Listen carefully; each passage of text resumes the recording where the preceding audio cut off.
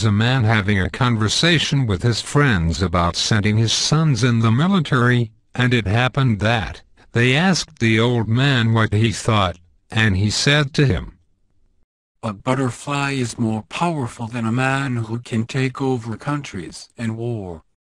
For even the butterfly has learned to change from being a worm that invades others' fruits to a beautiful, peaceful, happy butterfly. But since any fool can fight against others and create destruction and has not power enough to take over himself and rule his own spirit in the way of beauty, goodness, and peace, then he has no real strength in him." So they looked at him as if he were not a man, and said to him, "War is for peace, so our families do not have to worry and our country can have peace." No one likes a worm in their fruit, and no worm eats fruit to have peace, but to fill his own belly, so that he may be happy by taking what is not his. Then some of them seemed confused, but the one he was speaking to seemed offended at the old man's statement. "Are you insinuating that war is to take what is not ours?" You interpret well. How is war taking things that are not ours when we war so that we may have peace, and our soldiers sacrifice themselves so our families do not have to meet with the same destruction?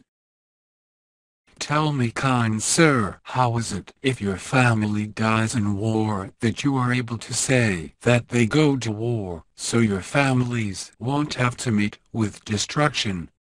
Well, some sacrifices are necessary to keep peace. A sacrifice of family is by no means peace, but I say to you, if you wish to have peace, first you must be peaceful, and if you wish to have anything, first, keep what you do have, and grow your own fruit, rather than take the fruit of others. There is no good war, as it takes two to fight. But if you wish to be right in anything concerning war, unless a man comes in your home to harm you, then you may rightly defend.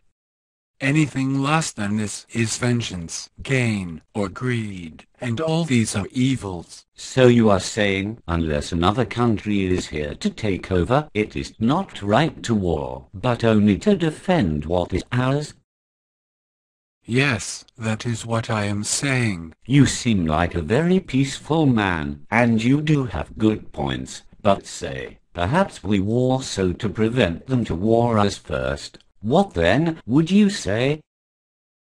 I would say you are of the mindset of kill or be killed.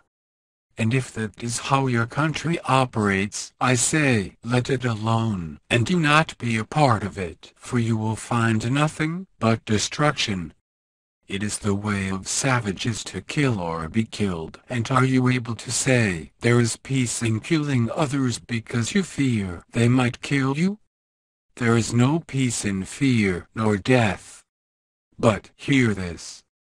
Through lack of knowledge, there is pain. Through pain there is suffering. In suffering, there is death.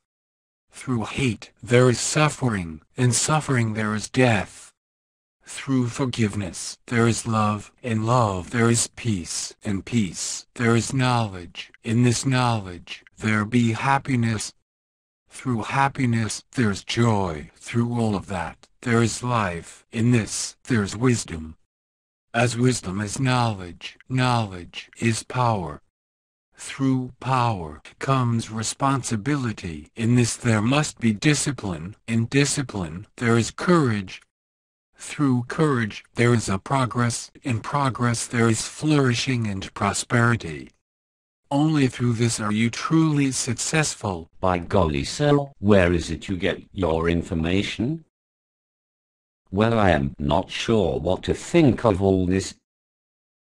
Where I get my information is certainly not from peacemakers who try to find peace through the destruction of others. If I asked you, what do you believe is the best thing a person can do, what would you say? I would say, being themselves. even a thief is himself, and murderers and haters, these people are all themselves. But I say to you, love is the best thing a person can do.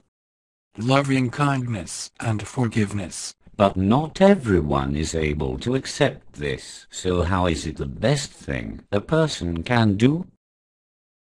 The reason it is the best thing a person can do is simply because few do accept it. Therefore, it is needed more than ever.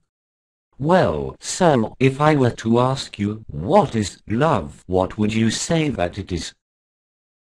Love by no means is feelings, control whether we have love or not. Why is that?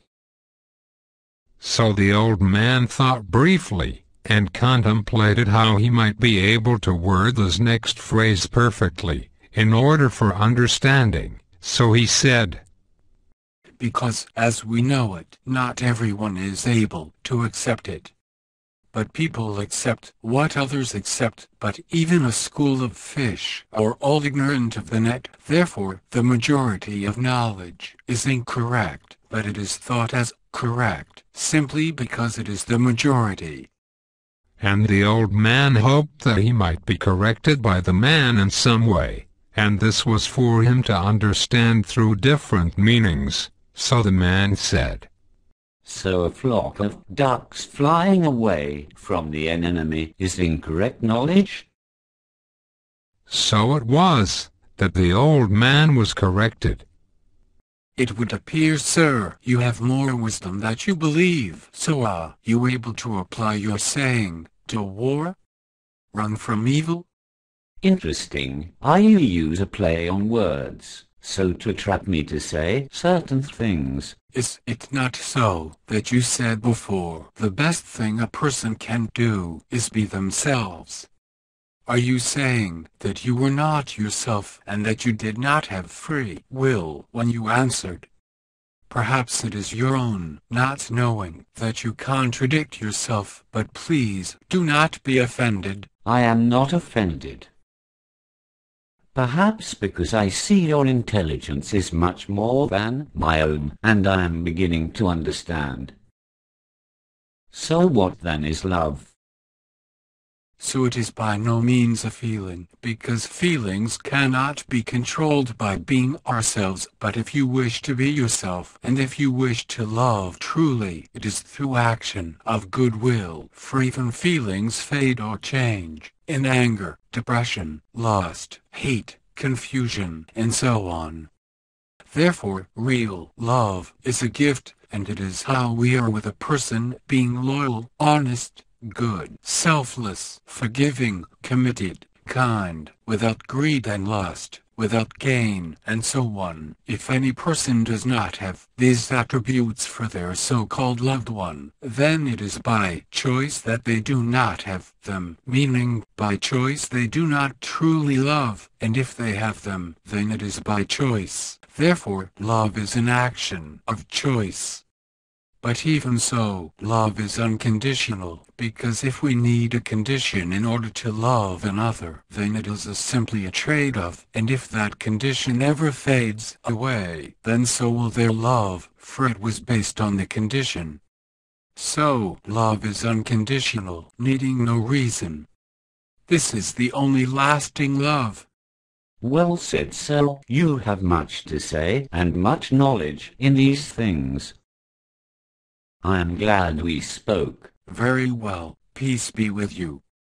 And they departed from each other.